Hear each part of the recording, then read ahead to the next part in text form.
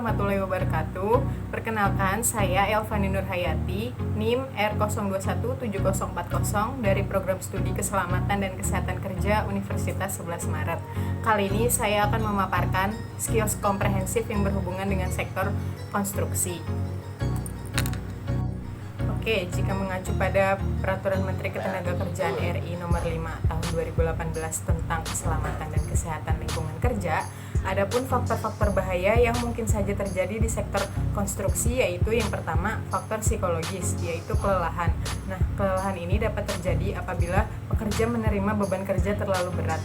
Untuk mengukur kelelahan itu bisa menggunakan alat reaction timer. Yang kedua yaitu faktor kimia.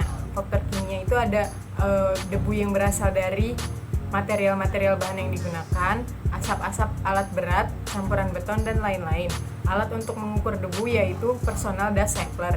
Dan yang terakhir yaitu faktor fisika, diantaranya getaran.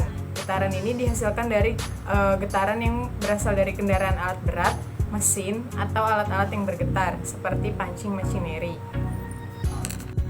Jadi ini adalah simulasi alat vibration meter. Anggap aja ini vibration meter ya. Jadi vibration meter yang saya gunakan di sini yaitu model Rio Vibro VM63.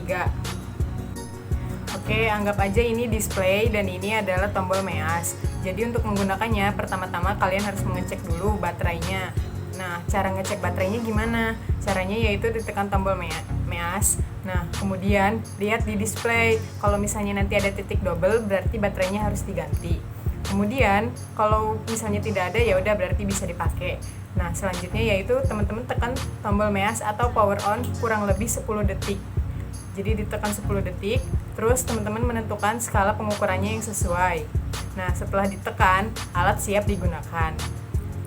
Nah, kalau teman-teman ingin melakukan pengukuran, tekan tombol measnya secara terus-menerus, kemudian alatnya dipasang tegak lurus terhadap alat yang ingin diukur getarannya. Misalnya ini pada speaker. Nah, jadi kalau mau mengukur getaran speaker ini, teman-teman mencet tombol meas, kemudian diletakkan tegak lurus ujungnya seperti ini. Nanti nilai getaran yang ada pada speaker ini muncul di display bagian sini. Nah, kalau sudah selesai, alatnya dilepas dari objek, kemudian baca dan catat angka pada display yang ini. Setelah selesai, teman-teman bisa menekan tombol meas untuk melakukan pengukuran. Nah, tapi kalau misalnya ingin mematikan, cukup didiamkan saja, maka dalam 1 menit ini akan mati secara otomatis. Oke, dari pengukuran yang dilakukan, teman-teman sudah mendapatkan nilainya kan? Nah, untuk menentukan apakah itu nilainya di atas nilai ambang batas atau di bawah nilai ambang batas, teman-teman bisa melihat di lampiran Peraturan Menteri Ketenagakerjaan Nomor 5 Tahun 2018 tentang keselamatan dan kesehatan lingkungan kerja. Di situ sudah ada nilai ambang batas getaran untuk pemaparan lengan dan tangan dengan kesatuan meter per detik kuadrat. Jadi jumlah waktu pajanannya dari 6 jam sampai dengan 8 jam itu maksimal 5 meter per detik kuadrat. Nah, untuk yang 4 jam dan kurang dari 6 jam itu 6 meter per detik kuadrat dan begitu seterusnya. Selain itu juga ada nilai ambang batas getaran untuk pemaparan seluruh tubuh. Nah, dengan waktu pajanan sebesar 8 jam, maka nilai ambang batas yang diperkenankan yaitu 0,8661 meter per detik kuadrat. Nah, sedangkan untuk pajanan 4 jam, itu nilai ambang batasnya 1,2249 meter per detik kuadrat. Untuk pajanan 2 jam, itu nilai ambang batas yang diperkenankan 1,7322 meter per detik kuadrat.